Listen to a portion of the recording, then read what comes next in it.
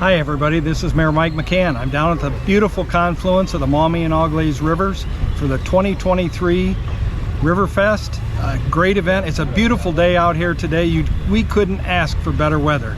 There's a lot going on out here. As I walk around and talk to various people, everyone's thrilled with the reenactors and what they're doing. There's great displays of everything from animal skins to stuffed animals. There's been shots from muskets and cannons, and it's just a wonderful event. I'd encourage everybody to come out at 2 o'clock today, which we're almost there. We're going to be drawing for the kayak, and then it goes tomorrow morning until 2 o'clock tomorrow afternoon. So come on out to the Pontiac Park and enjoy yourself.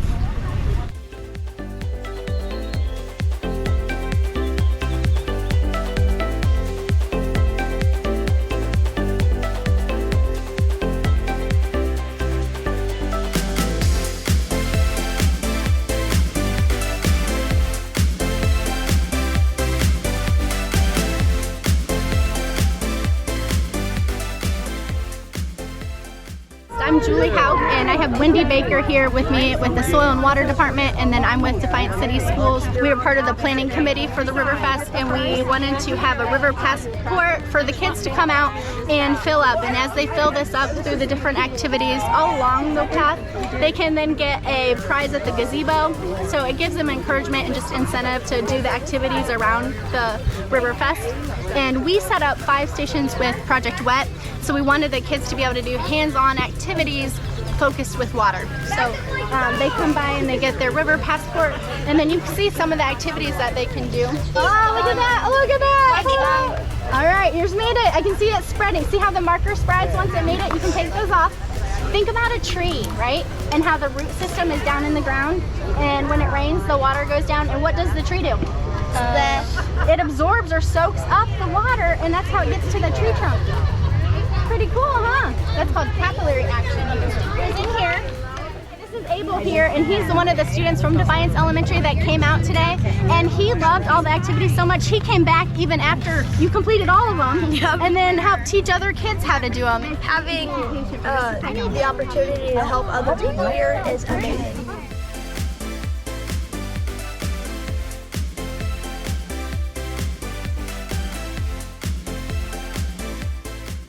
And this activity is sum of all parts. The students are drawing things along the watershed, along the river.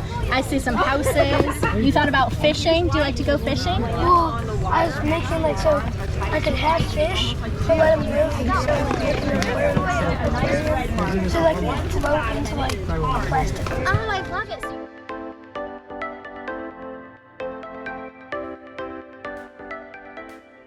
So think about a stream, how it would flow. Look how it hits that red barrier right there. That could be grass or other things that are planted in order to absorb some of the water. But what's happening with the soil, Truman? What do you notice? How it's formed over time? So do you see how landforms can change over time because of the flow of water? Yeah. And it doesn't just have to be a stream or a river. It could be rainfall or a bad flood that happens. Have you ever seen evidence of flooding around your house? You've never seen where it moves things in the soil or things around your house? When we walk around down here with the dogs, you ever notice if it looks a little bit different on the riverbank? Yeah. Yeah, that would be because of the flow of water. See how powerful water is?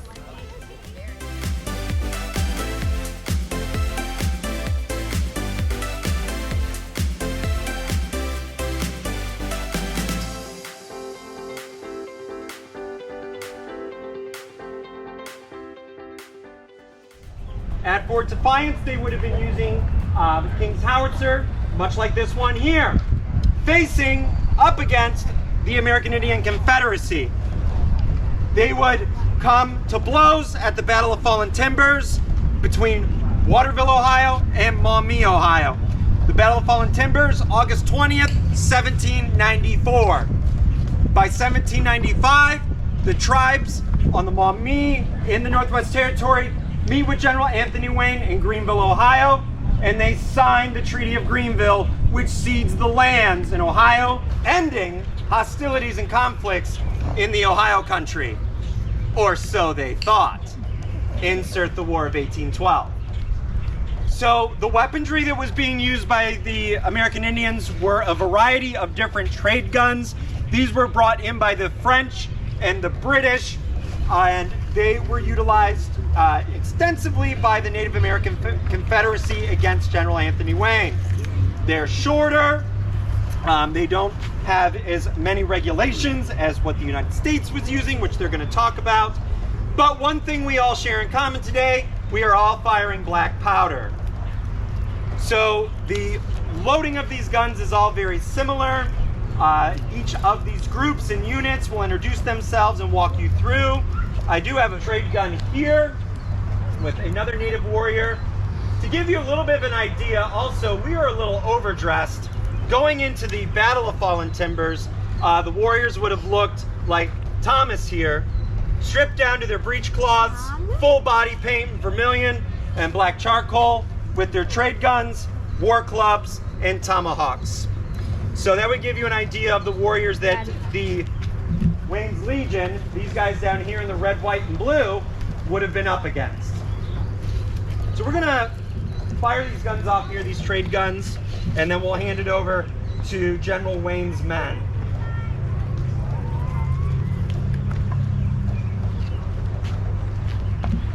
So a little bit of powder goes into the pan, which is right here. I flip this mechanism back. This is called a frizzen, and this will be struck by the piece of flint, and hypothetically, if everything works correctly, the gun will go off. I'm not feeling so confident about that though. These guns are incredibly temperamental. Mix in some heat and humidity, and sleeping outdoors with a little bit of rain, and you've got some issues.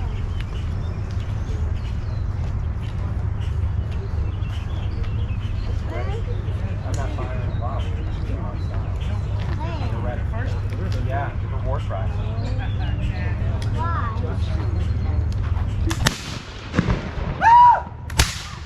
Yay, it went off. Yay. All right. So what we just loaded into the cannon was a blank charge of black powder. Historically, the charges for a cannon would have come in a small linen sack containing the correct amount of powder. Today, for safety reasons, we actually use a cartridge that is made out of tin foil. Because the one problem with using a linen sack is that when you fire that gun, that linen sack is also leaving the barrel, and you are sending a on-fire hunk of fabric over top of some very dry brush. That's a recipe for disaster. But historically, it would have been a bag, and then on top of that bag, the projectile would have been loaded. Now, at this time, the standard ammunition used by field artillery was a solid round shot. So that is literally what you think of when you think of a cannonball. It is a round hunk of cast iron. At this time period, they were starting to experiment with exploding shells and exploding grenades. However, at this time period, they did not have any sort of fuse that is activated when it was fired. It was more like load the cannon, light a grenade, throw the grenade in the cannon, and try to fire it before it blows up. Thankfully, by the time we get to the Civil War in the middle of the 19th century, they have developed exploding shells that have a fuse that is activated once the gun is fired. So that shell does not become live until after it has already left the barrel.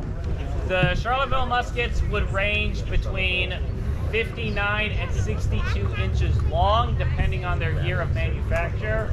On top of that, you're also adding an 18-inch bayonet. Now, oh, here we come. The gentleman's coming over here.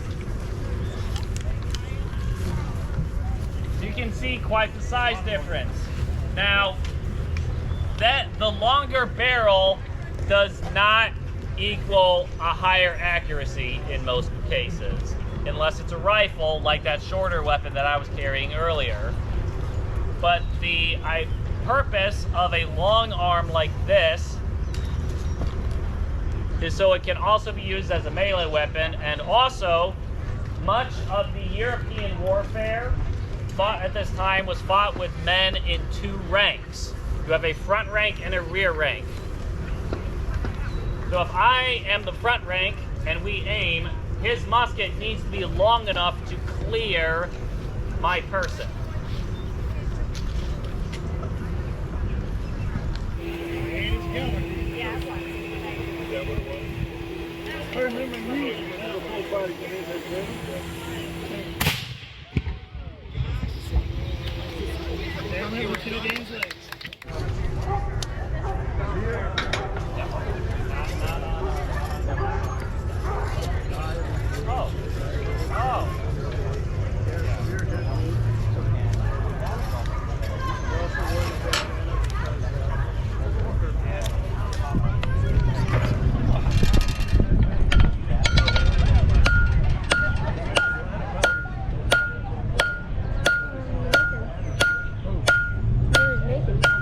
So I'm just working on some hooks right now.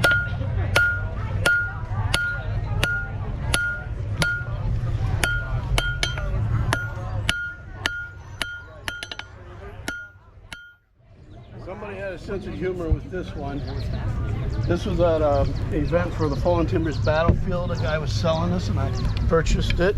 I never asked about the yellow ribbon. Later on I was reading on Fallen Timbers. Wayne hired tribes from the south, Indians from the south among the Creek and the Chickasaw, to scout for him. And so his old men didn't shoot him, he made them wear yellow ribbons. And somebody gave me a war club with somebody's former individual's yellow ribbon on it. Oh. There's a little statement about, you know, don't work for the white guys. Some of these, because of the woodworking, this is a cherry. It's actually done by an Ojibwa. There's a small one though. You know, I like the woodwork and the grain on them, and the natural balance. And you all have t-shirts on. That's the fashion. So when you see these big poofy pirate shirts, that's the shirt style that was being worn back then. So when you look at a trading post, well, how are they going to fit people? They're not bringing tailors out here. No, you have these big oversized pirate-style shirts because it fits you, it fits me, it fits the kid. I mean, I can buy an adult shirt, I'll just cut the bottom off of it, and the next thing you know, you got kids running around in these big oversized shirts. So once that fur trade comes in, you start seeing the metal cookware. We need to move the side in just a tad bit more. There we go. One bit of shade done. We need a million. Okay. Oh no! It is.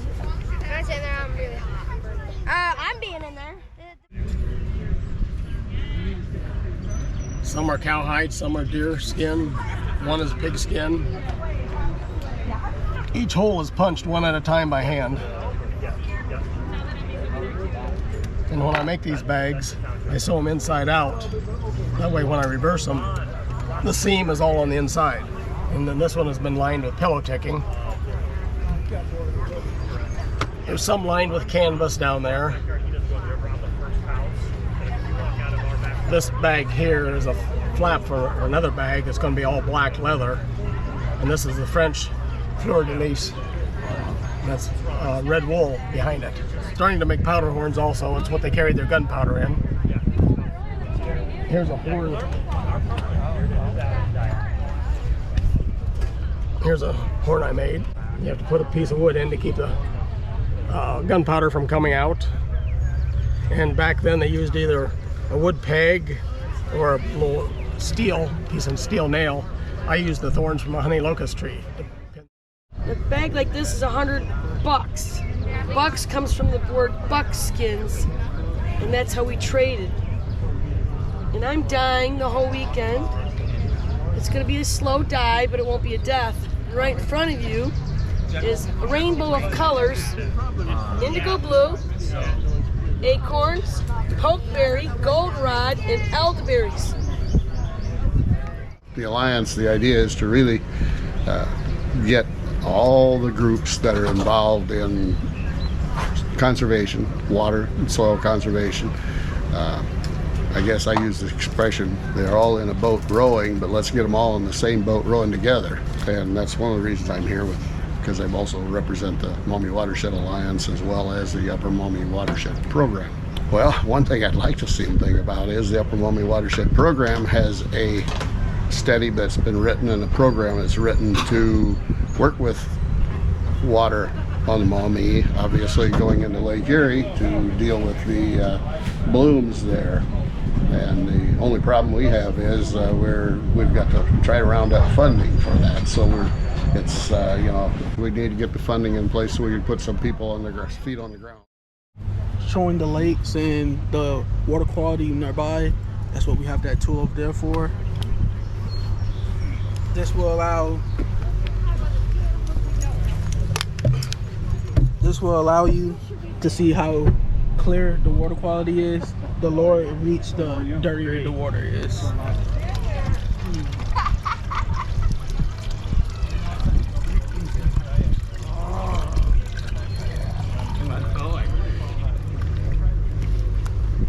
So as it fills up,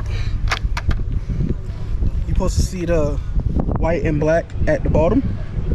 You cannot see that from this, telling you how dirty the water is. Then what you do next, you unhook this.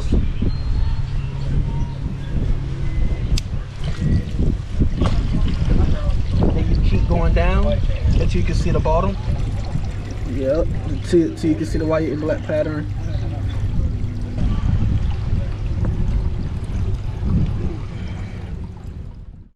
So my name's Chris and I'm with Black Swamp Beekeepers, and so we're here with an observation hive today so people can enjoy and actually see what the inside of a beehive looks like. So as you can see, you see some bees. They're roaming around, they're doing things. They are working on brood down here and they're working on brood up here, even though you can't see it, there's eggs up there, but they are working. This cap stuff is baby bees that are being born. Well, actually not being born, but they're waiting to be born or merge. Over here there's other capped larvae. Up here in the corner there's some shiny stuff that's called nectar, and that's nectar before it's capped and becomes honey. So that's pretty much the inner workings of a beehive. There's all stages of life in here, and then there's what they use to feed themselves through the winter.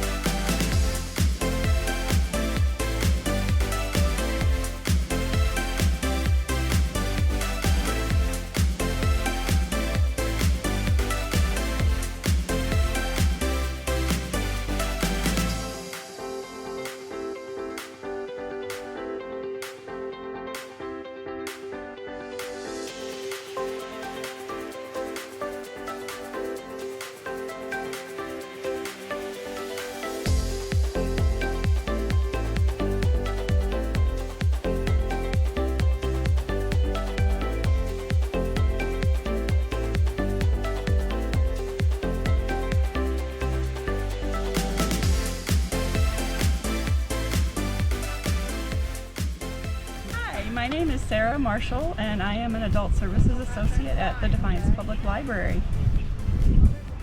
And I'm Jonathan Chapman. Most folk call me Johnny Appleseed. And I am here as Francis Scott Key. And people may know me because I wrote the lyrics to what is now called the Star-Spangled Banner, our national anthem.